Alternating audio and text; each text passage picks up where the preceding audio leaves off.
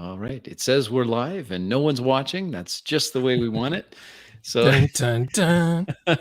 we thought we'd have this conversation. I had mentioned something in my critical review of my first session of the Rising Sands about what Max, I think it was Max, it could have been Rick, because they were both doing this. All three players were doing this.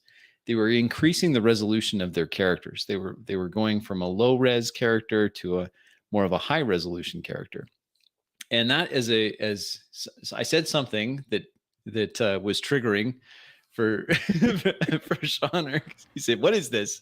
I'm like half asleep in my bed with the YouTube on autoplay, and I'm doing lucid dreaming, and I hear high-res characters, high resolution. I'm like, I grab the remote, and I'm like, what? I grab my phone, and I say, what is this? What is it? What are we talking about here? What is this? Well, I mean, that's a good question. And it may have just been a throwaway concept, but the more that I think about it, the more well, let me put it this way. If I were to say that this is a low resolution character or NPC or something, then that in my mind is something that is like a low resolution would be the standard. I'm a fighter. I have a sword, right? That's it. That's very low resolution. And the higher resolution character would be someone is that character, once the player has had a chance to show some personality, to build some depth to the character, so some motivation, maybe some goals, some likes, some dislikes, even things like quirks, little things that they do, something they don't like, or how they maybe it's a phrase that they repeat. So for example, Max did this, and oh, well, thanks for watching my other video, Max. It's good. Somebody's got to do it. He's taking one for the team. So the idea that I had is that as you play, the resolution of your character should be increasing, not decreasing. It should be becoming more. The character is becoming more believable the more you put into the character. You're in essence increasing the resolution of the character from something that's relatively low res. For example, just to pick on my own game, the two riders come in on horseback. So it's just two riders on horseback. That's very low resolution. It's not, it could be, it could Lawrence be anybody. Arabia. Yeah, exactly. It could be anything. Something on the horizon. There's just something on the horizon. It's just a desert man with a just nomadic tribe. That's it. It's very low resolution. But the more that they put their character to life, so the more that they have interact with the world, the higher the resolution becomes, until the point where I would assume eventually you can get to a point where the resolution's high enough that that's where you're like, I know this character well. Like I've got right into the character's head. I don't have to imagine when I'm in the character's head what the character would do, because I already know it. I've got to that point. And in my mind, that's an example of something that's high resolution. So if you start with just I'm a thief, that's low resolution.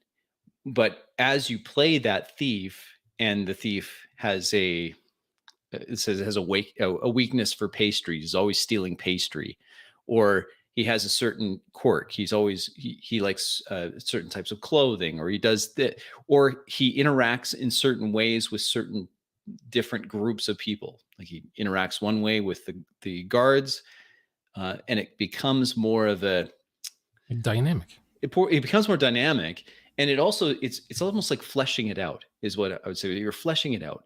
Some people try to do this. I think they try to front load this with just excessive backstories, where it's a lot of, but the backstory in and of itself, I'm not convinced is enough to create a high resolution character.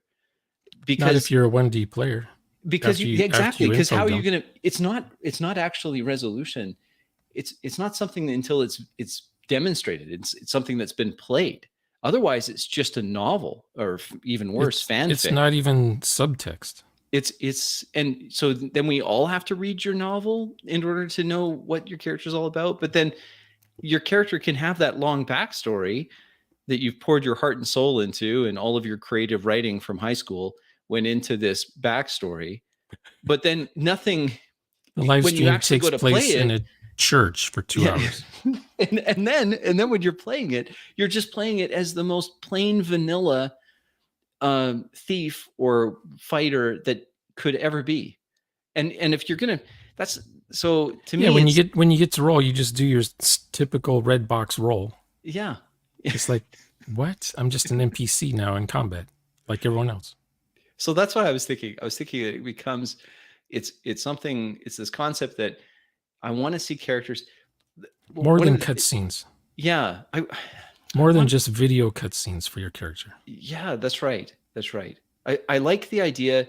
Like I was in my video I just posted, I was talking about how I liked Phil did this thing where he showed his character being surprised.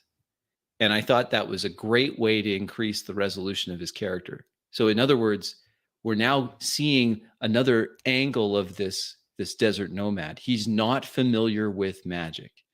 And so we now know something else about him because of the way that was portrayed by Phil when he's running that character. So none of you guys knew that until he did that? Until he does that. Yeah, we didn't know his wife was going to be pregnant either. So he's also increasing the resolution of his NPCs and his family as he goes. And I think that's fantastic. Oh, we got Max in here. Max, join us, please. That's great. How are you, sir? I'm fine. Yourself? Thank you. Good. Your thoughts on this idea that as you play, the resolution of your character, in other words, the believable, the fleshing out of the character happens through your play, and goes from something that's just a pastiche, a cardboard cutout, into something that's much more believable. Your thoughts? I think that's very it's very important to do, and I think like I wanted to jump because you're talking about backstory, right? Mm-hmm. And I think like if you're trying to predefine your character in backstory, then sometimes what you plan and stuff like that is going to clash with the world and what will other player create and stuff like that, and the elements that are being defined. Mm-hmm. If you do it through play, right, you get like a general idea. And also like if you try to front load with the backstory, you don't really like. Sometimes you're gonna come and then you know what? It's not really how I feel this character with the action coming, or I portrayed it. Now you try to jam it back into it, and it's not as satisfying. I think you're much better. Like have some great line, you can have an idea who he is, but you're gonna figure out who this guy is through play, right? Really. That's right. Yeah. And then it's interesting as that happens organically. It's just a natural development. I didn't realize this character was like this, but as I was playing him, it made more sense that he would react this way. Mm-hmm. And as long as that has there's a believable, in your mind, it's a believable progression, then it's that character starts to embody that personality that's developing over time. I do like the idea of having some starting motivations. Now, even if those are very, very loose, but your point that if you have a very prescriptive backstory, then you are taking away some of that flexibility that you could have had if it was where, hey, I didn't realize we would have this interaction.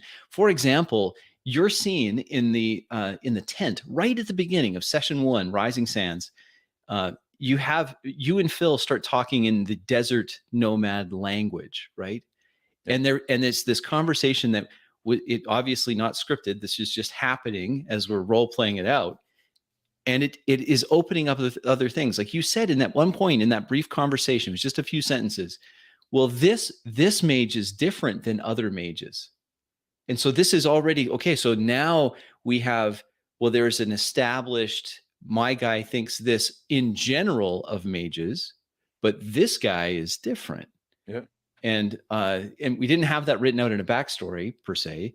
We just had this as a starting, and then there was other things about your character, of course, but I liked that.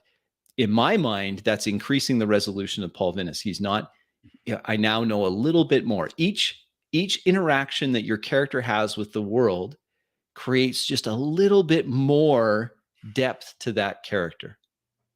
And maybe it's not, but we don't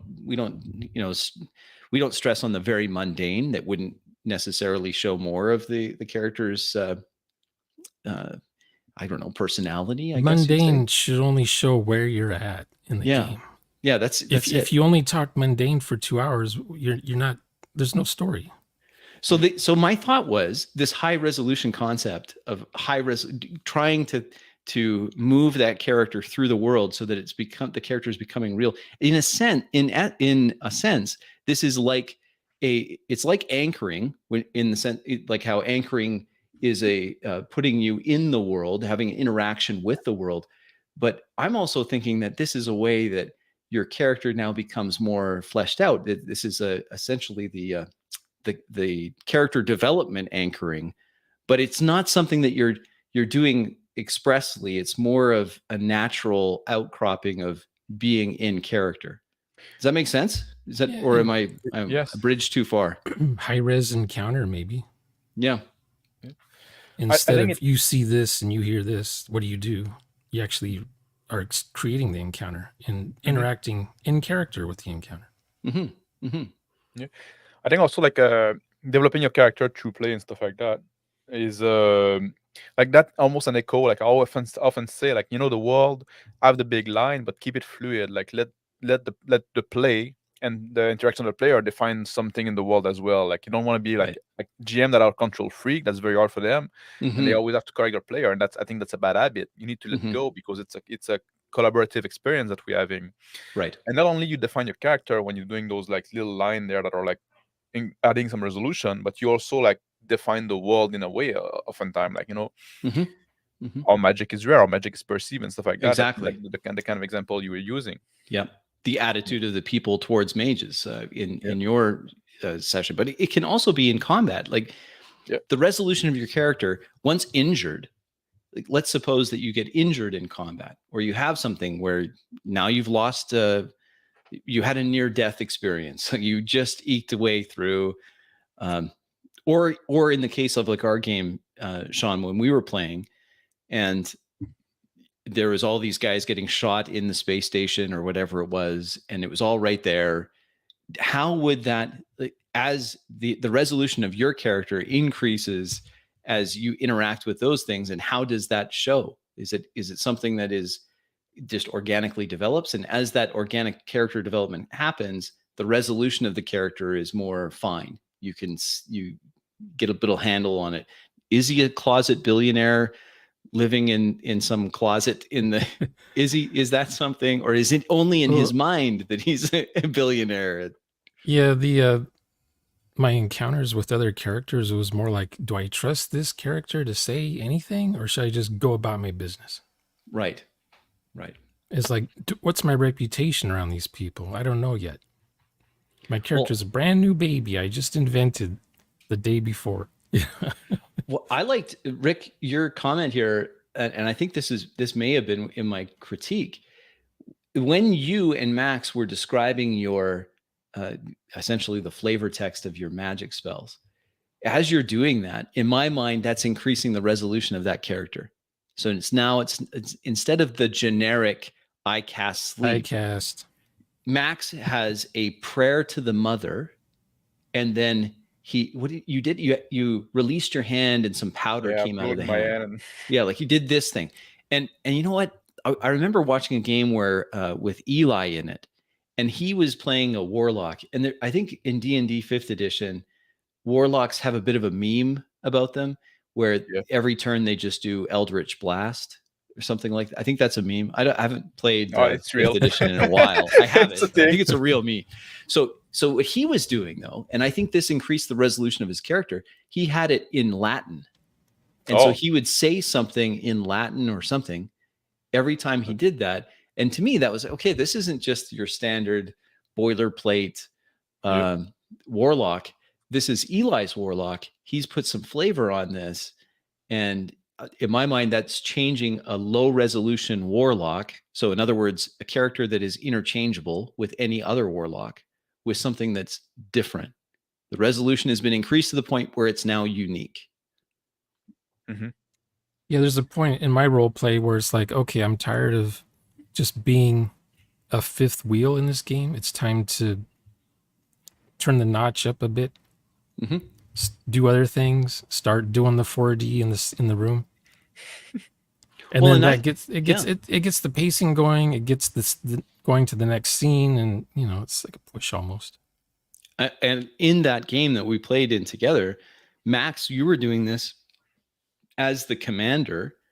When you had people coming to you and you were giving orders and you had to do these other things, every time you had an interaction with other NPCs in that setting, I knew a little bit more about his character, the commander of this station. Yeah. And if we're all paying attention to one another, then that slight increase in the resolution of that character allows me to play off a little bit. So now I know, okay, he's a by the book guy. Yeah, I the didn't GM. necessarily You're know the this GM. before. You're the GM, so you get away with playing off what they're doing. But No, he was talking in the Traveler 4 hour in game. that Traveler game, I actually, because at one point I contact him, like, I think I know this guy, or I was talking to Phil and I'm like, well, I know your new head of security is a real, he's really tight. He's a stickler for the rules. Right. Yeah. Yep. So, and I only knew that because of what Max was doing on his turn. Yeah, as long as you're not metagaming, Of course, you can't be metagaming. No, it's almost like I heard him do that. I'm gonna meet him up, meet up with him, and mention how he did that trick when I was not even around when it happened. That's right. I think that's almost like it's treading the line of like metagaming, right? Because like a little bit, like you're using it, like you're listening what other players do during their turn, and then you're incorporating that in your turn. Like it's the same thing I was doing in that game as well. Like I would say, like treading the line of metagaming. That's a bit off topic, but like sometimes like I knew you were going in one direction and I was trying to create our occasion for our character to meet, and then like something happened, you would veer off somewhere else, right? But just like I think like not all metagaming is bad, right? I think you have to metagame when you're unloading information. Like an NPC walks up to you, or another character walks up to you, asks you, "What's your name? Where are you from? Do you want an info dump for 20 minutes, or do you want to spread it out some?" Well, you're metagaming like, how much of your life you want to tell this person. Think about how you like if somebody asks you like that in real life, like what do you say, right? Like just like the cashier, what's your name? Like, oh, what's your dad? People live vicariously through me at work, so it doesn't matter what I say. Yeah, they're just enthralled. They're entertained by how I take something mundane and turn it into, wow, gosh. We got a good question here. This is James Bacon with a genuine question. How high res does a D&D character have to get before it becomes a character and not just a class? If you're role-playing a Latin-speaking warlock, when is it not still just a warlock? And that's a great question. Any thoughts on that, Max, Sean? Do you have any ideas on that?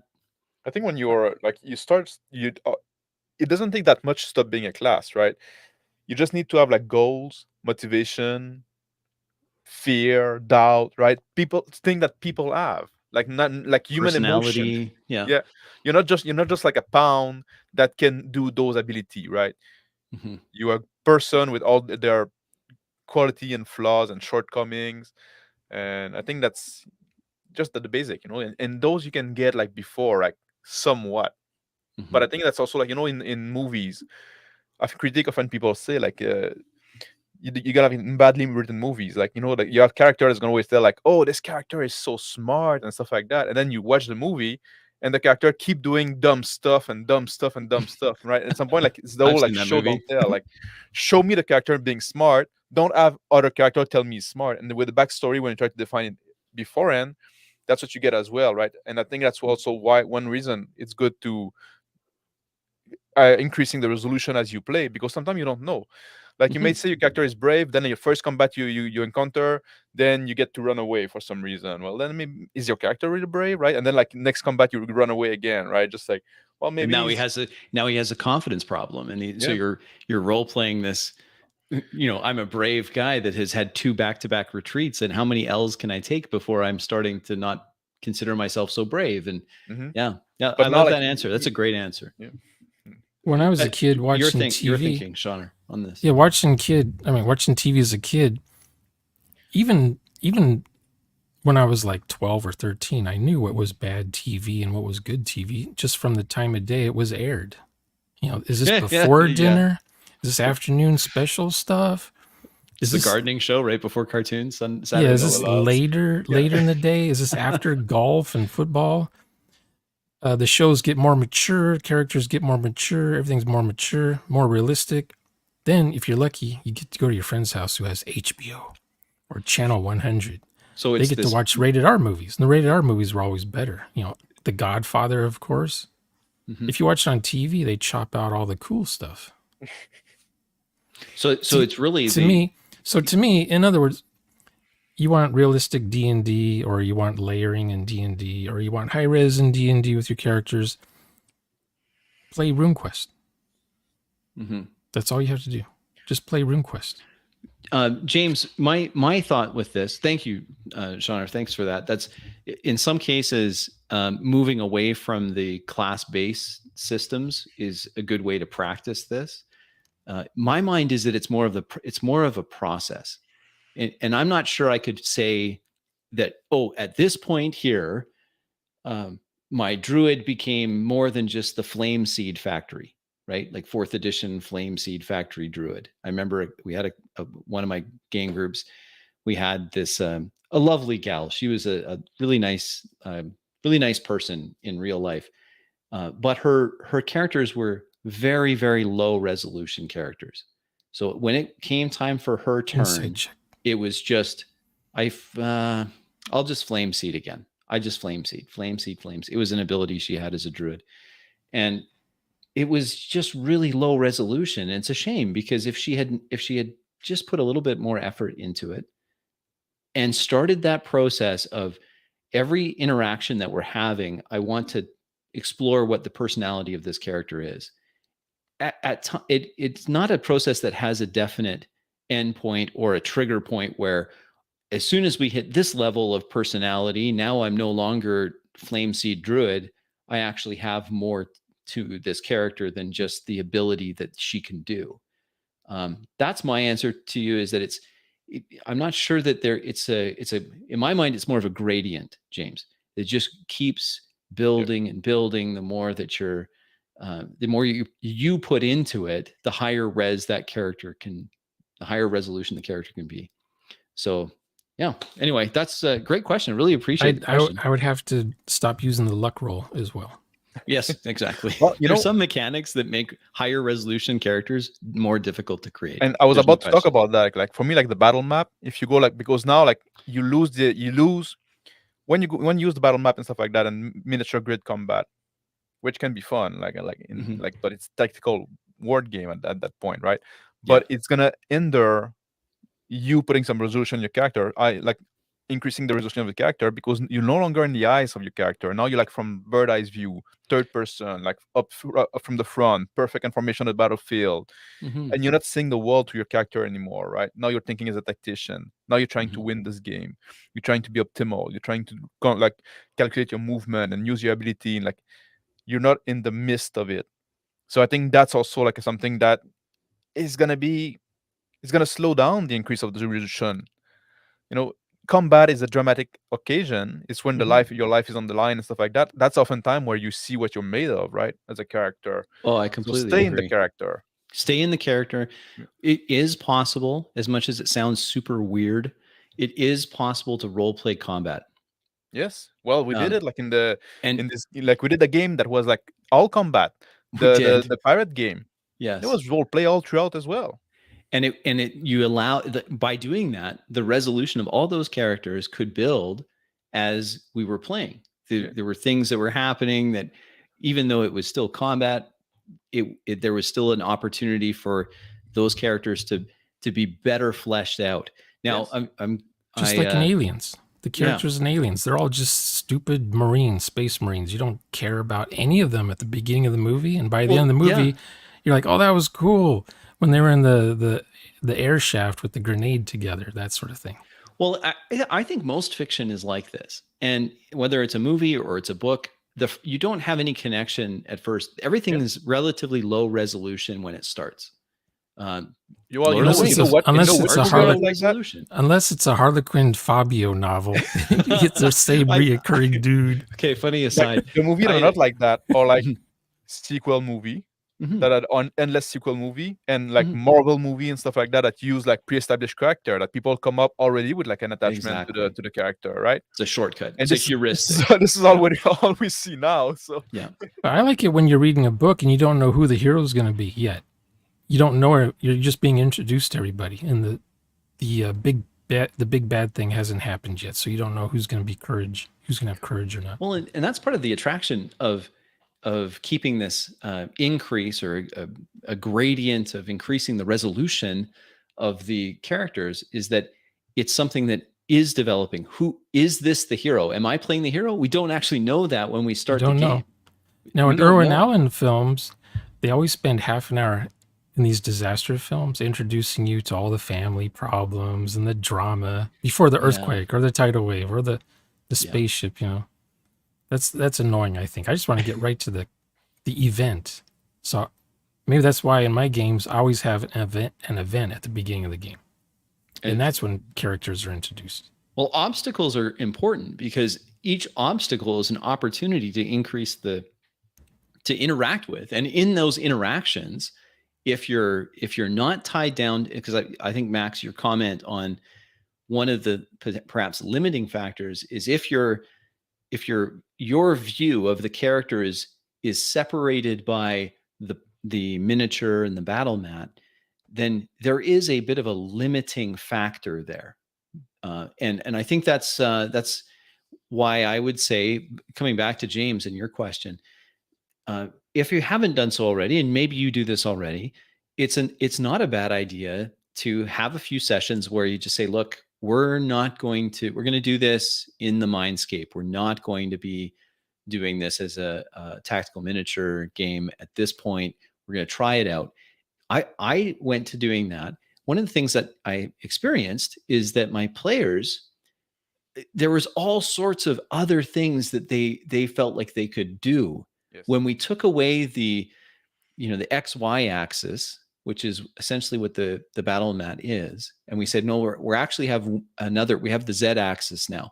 And so because we have that Z axis, you have more degrees of freedom. And that allowed them to increase the resolution of their characters. Just one brief example. We had I think I may have shared this. We were playing a Weird Frontiers game. This is a Weird West game. And we had a player that was playing a luchador. So he's a wrestler. And the first time he actually felt like his character was a wrestler was when he described, running into a big group of people playing, or a group of people sitting around a table playing cards. And he jumps up on the table and he does some spinning kick thing. And he does all this. And so it was combat, but it was also increasing the resolution of his character, because now all of the rest of the players and myself at the table felt like this actually was a luchador. He was actually doing something. Before he would do the mechanics of it, but now he's describing it in such a way that he's inserting his signature move. Yeah. And that increased the resolution of that character. Like, you don't want him to say, cool. You don't want him to say, I have this idea that I jump on the table and I do this move. What do I need to roll for that? Yeah. And that would ruin the whole scene. People often say like, oh, tactical, like the grid, just make it like miniature, just make it easier, where everybody is and stuff like that. But like combat is a messy thing. Combat moves, like if you're not sure, sometimes also doesn't really matter. Like I really like what Rick says. Like, I described that it was pillar, I described that it was barrel. The exact position doesn't really matter. Like if you can like interact with them, like, and then like, well, now you increase the resolution of the scene as well, like by interacting with the scene, right? And I really like that as a concept. But but also, like when you're in combat, like maybe your character is confused. Maybe you have to take one turn to reassess what's happening instead of just like taking a long turn, just like studying the battle map from upright. Oh, okay. Yeah. I'm gonna use this ability I have. Like, like now, like you're still in your character, so you're still like you get to not only like try different thing, but experience different thing and feel different thing. Yes. Yeah. Exactly. And I like it. It's more believable to me that you may have to have a pause, like that brief pause that refreshes, right? That tacticians and logisticians always talk about. And we've seen this in games. Like I saw Big Bad do this once in a game where he wasn't quite clear where everything was, so he just took a step back. Yeah. And he brings up his shield and he looks around. I look around the battlefield, trying to order everything in my mind, and that was because he wasn't quite sure where things were. That's okay. That like fog of war is fine. In the game I was mentioning, like the Shadow in the Start boarding party, right? I did it as well. At some point, I was in combat. I wasn't sure how many enemy there were left, right? So I took cover behind barrel, and then my turn was, I peek over the cover and I count how many people are left. Yes, perfect. Something like that, right? Or just like and then like the GM can give me the information. Yep, absolutely. Is there anyone standing next to me that I could hit for my reaction turn? Yeah. See, and that's the way that we used to do it. We used to. But we're trying Long hard time not ago. to do that. And the reason why, even though, and it's a common critique is of our style of this trying to be in character all the time, is that it's a lot of labor for something that could otherwise be resolved very quickly. And as what we're finding out, though, just as a bit of a pushback on that critique, is that the more we practice this, the faster it becomes. Yes. And it's no longer this laborious, how am I going to find out how much water is in this flask? It's Without automatic. asking how much water automatic. is in my flask, right? Yeah. And as we try it out more, it actually does become, like anything, with some practice, it can become second nature. So You're not thinking anymore, how would I do this in character? yeah, I'm in character doing the thing now. Yeah, you put yourself there, and then you said, okay, now what do I need to do now? Like, I have this problem I need to solve. Mm-hmm. If I was in character, how would I do this problem? So it's but that was the idea behind this concept of a higher resolution player or character, a higher resolution character versus a low resolution character. A low resolution character could be easily swapped out for whatever, right? It's interchangeable. All right, James has another question for us, and it's related to what I just mentioned with how did you find out how much water is in the flask? So Max, turn over to you. Do you want to explain to James how we did this? Because it was your character that did there's this. a game, right? And that's at some point we're traveling and stuff like that, and I wanted to express some concern about the water in the flask. So I just described that I took a little swig, tiny sip of water, and then I slush it around to feel how much water is left in it. Mm-hmm.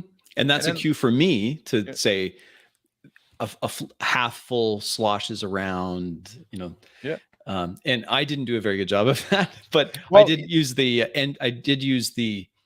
half empty, half full. The cat to try to say, well, that water is no good anymore. Like that's. Yeah. But also, like when I was doing that, like I wasn't like in that case, I wasn't really like looking for exactly an answer. I was also like signaling to other player that I'm concerned about water. I was expressing something about my character, right? Instead of just saying like, "Oh, I'm worried we don't have enough water," then I can just that's what I said. Like I visibly like slush around to see how much water I have. So now the other player can pick up like, yeah, we need to refill soon. See, like especially Phil. In the old days, after Max did his turn, in the old days, I would have had him roll. to see if he really thinks there's a slush left, or if the heat in the desert's making him heat stroke delirious. Yeah, I have flask +2, so I roll and I add my flask +2 and flask knowledge in survival mode. Is this a knowledge check? Can I no? So we and there's this can be subtle, but I don't actually put this in the same camp as metagaming. In that same session, just because I've spent so much time rewatching this game, there's an interruption that I introduce. These men from the Sultan come to take away the fighting aged men of the clan. Phil does something that telegraphs to the other players that this is potentially a problem, but he does it without out of character exposition. He says he walks over to a weapons rack and picks up his sword. And that's a signal. And then Max picks up on this and he says, is his character, he says over to Rick, it looks like we're going to prove our worth to them. It's like no, it wasn't that. It was like, I think we're going to gain trust. We're going to get an opportunity to gain trust here. Yeah. And it was all done in character. It was all done within the fiction of the scene. Those kind of things are great. Like, Rick did this in this session that we played, where he says, I look up at the top, towards the top of the ziggurat in the distance. And that is a cue for me to say what is on the top of the ziggurat without saying you see. And I know that's going to sound weird to anyone that's still listening, but I try to avoid that you. Because it's such a short distance to go from you see to you look to you notice, and what that is doing is it's actually me reaching in as the game master, taking the head of your character, pointing it where I want it to look and saying, look at this, look at this. And even like if you say you feel and stuff like that, like now you're putting like sentiment, like, and no, like if the player is in the mindset, is in the mind of his character, there's no place for two people there, right? The player is there in the mind of the character, in the head of this character. Don't try to squeeze in. I actually noticed this, and I talk about this in the video I just posted. Of I want to be careful to avoid things like it doesn't meet your expectations. Well, what do I know what your expectations are? It can't say your. Yeah, it can't be. I can't be talking about your expectations. That's an intrusion. You can. That's your house. Mm-hmm. Mm-hmm.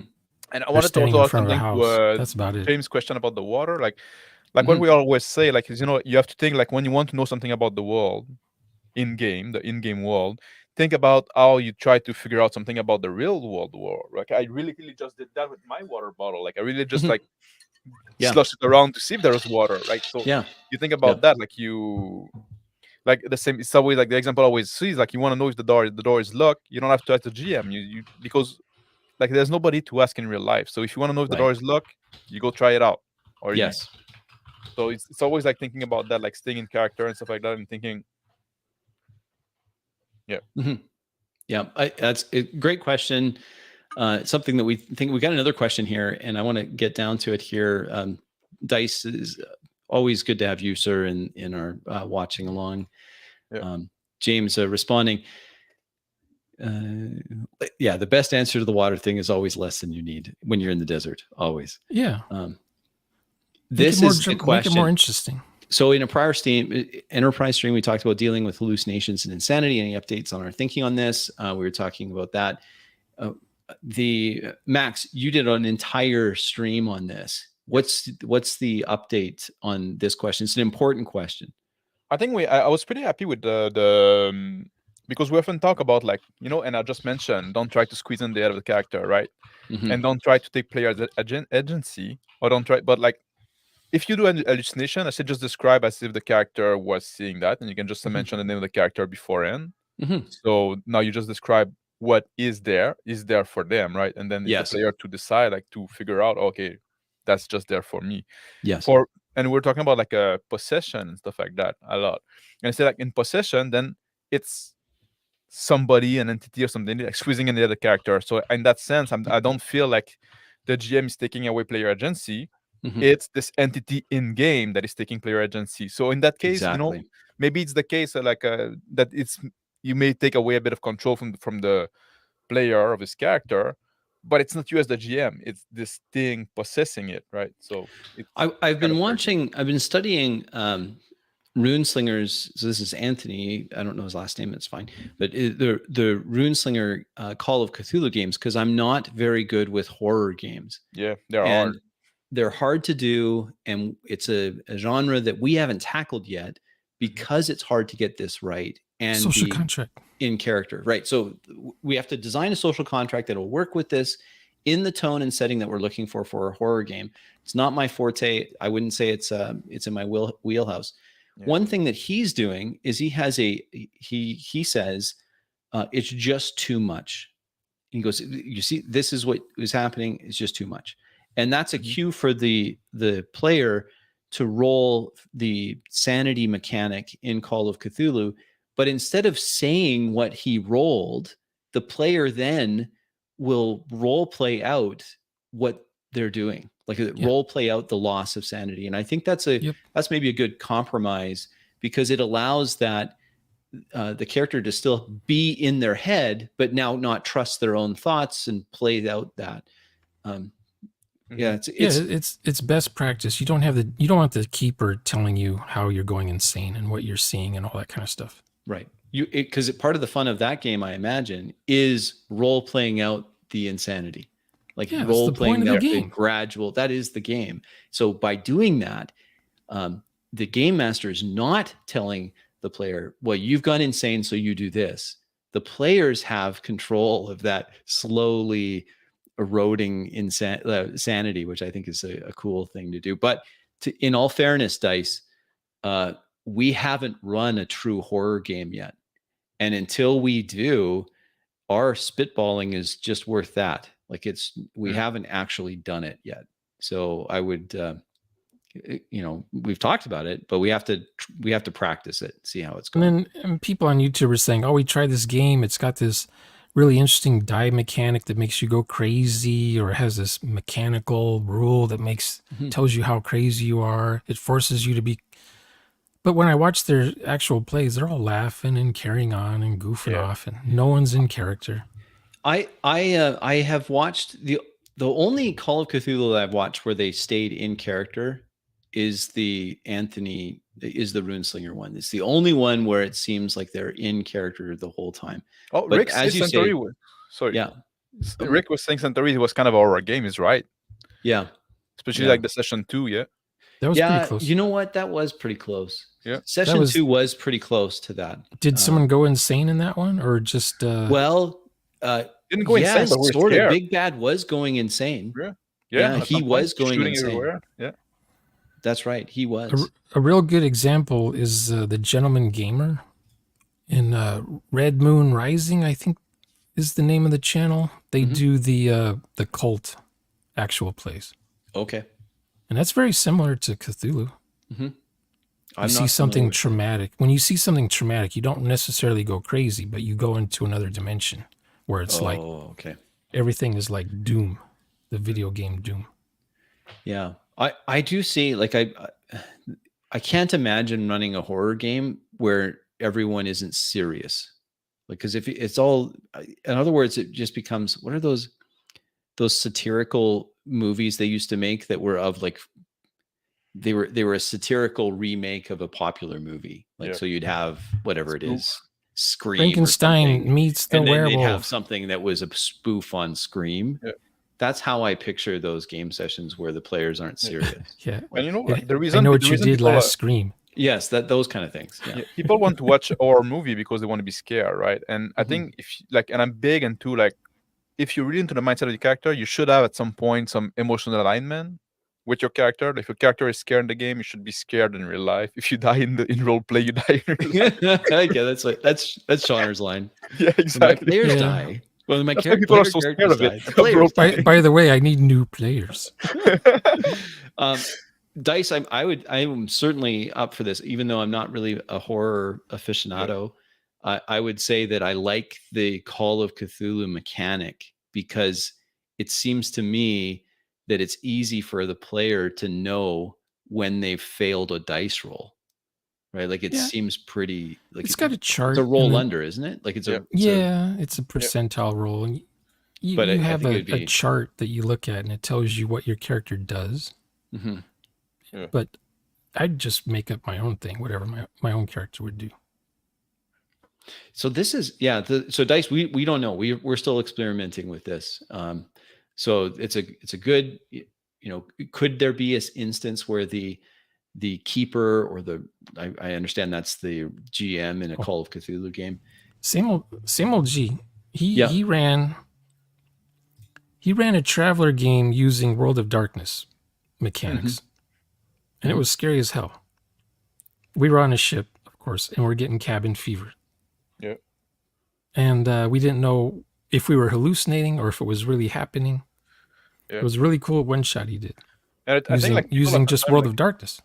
people oftentimes associate like the horror game with like, oh, you need to have those insanity mechanic. I don't think you necessarily do. Like, the only thing you need for horror games for like something that like the character being scared, and hopefully if your player role playing, then they're feeling a bit of their All you need is a sanity attribute for your character. That's it. You don't even need that.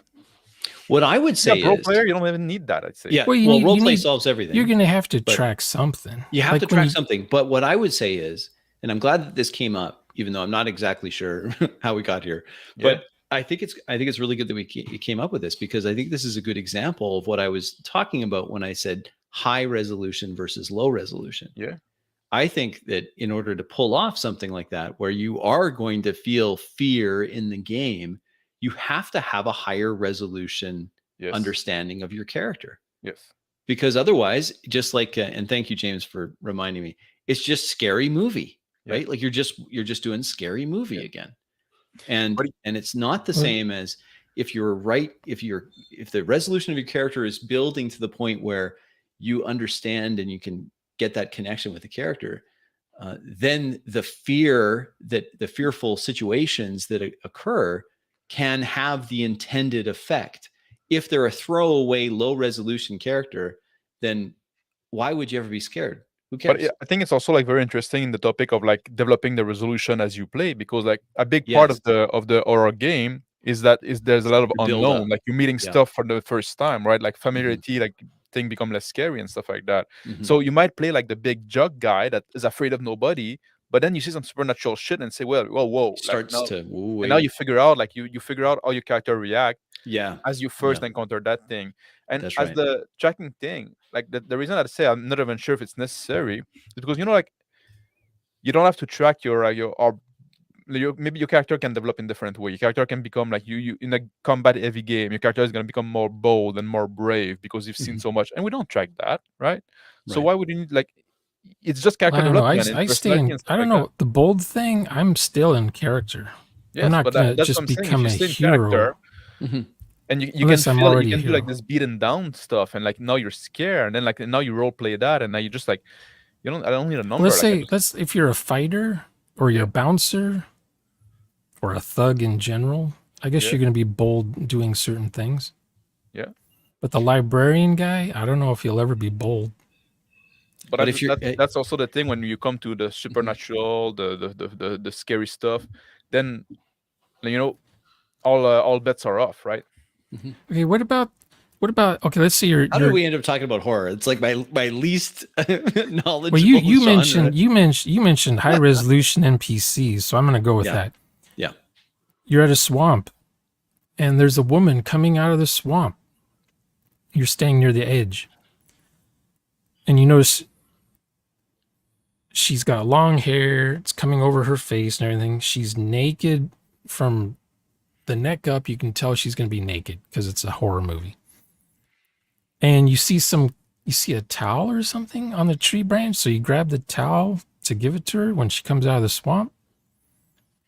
And she has a hole, big old foot diameter hole in her chest. Yeah, so And you see right through it. And she's walking up to you and water's just pouring out of her hole in her chest.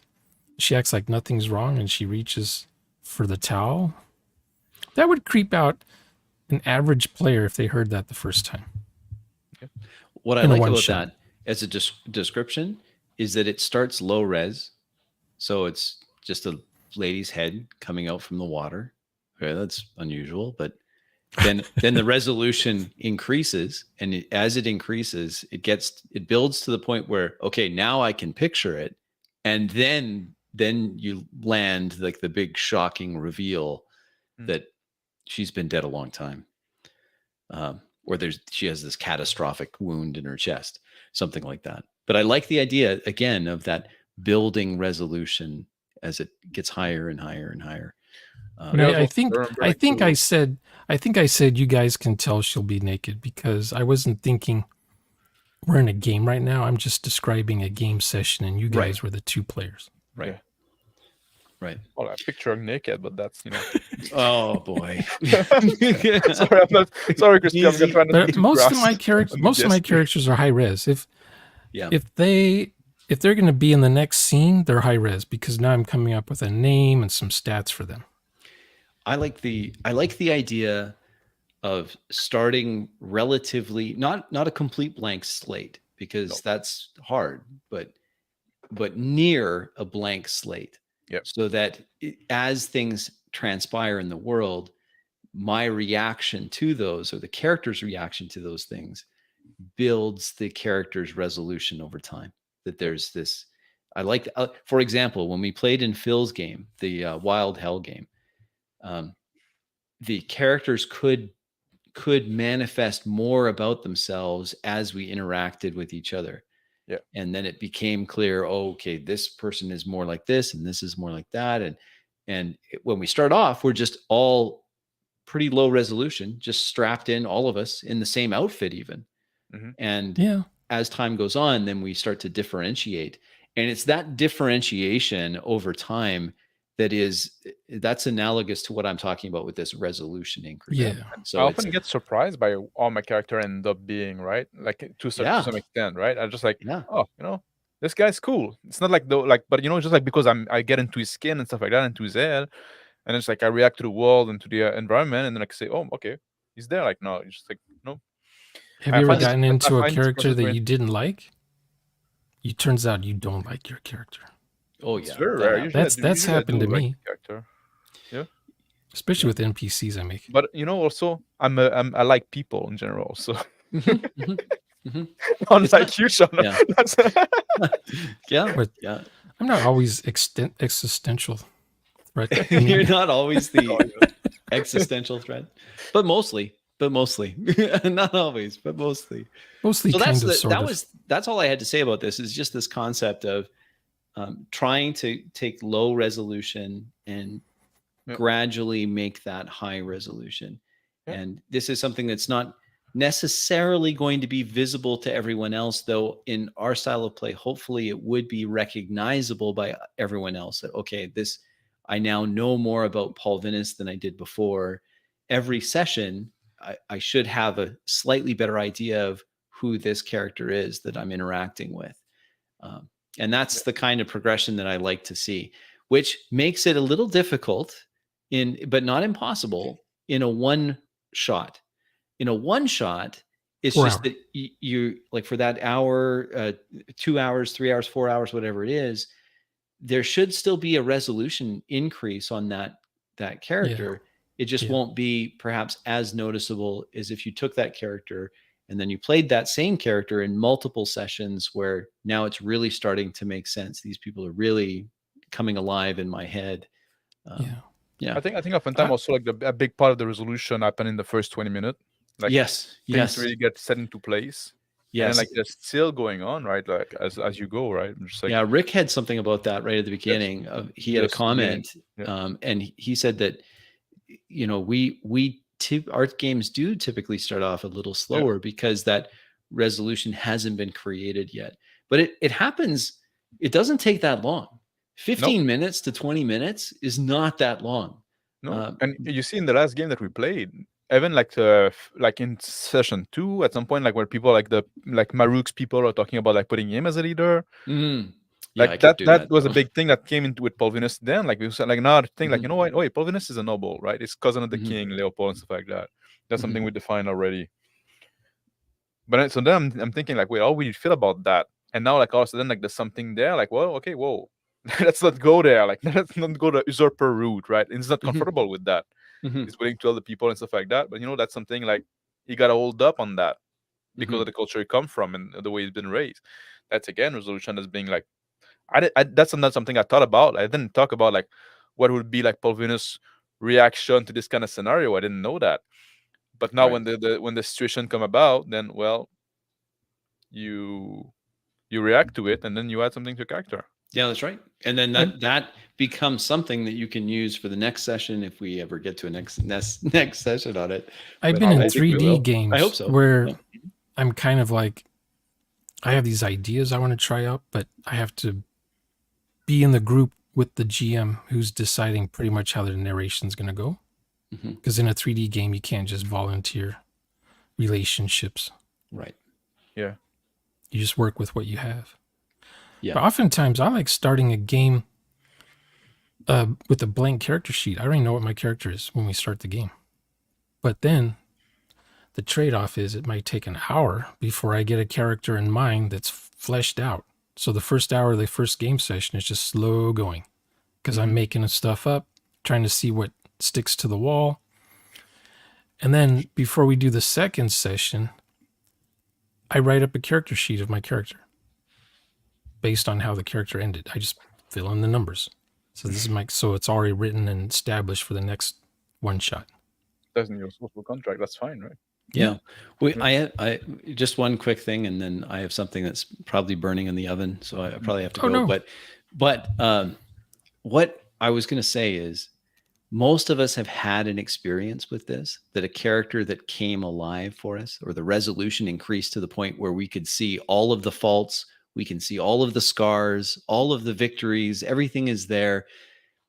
And those are the ones that really stick with it. I remember having a conversation with a player in my in-person group, and he just said, and this is the same session that he decided that he was going to play a different character than this one. He goes, this character that I'm retiring this character because I now understand the character's motivations to a point where what makes sense for this character to do is not what the party needs to do.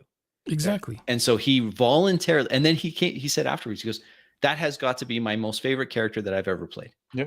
And it's great. And yet he voluntarily said, you know what? No, my character is actually not going to go on another, life or death type mission. He's got to the point now where his motivations are not aligned, and so it doesn't make sense to me. That's a high resolution character. Right? That's great for a reason or for a season. Yeah. It's completing your character arc in a sense too, right? It is. And that's great. It's very satisfying. It is. It's exceptionally satisfying.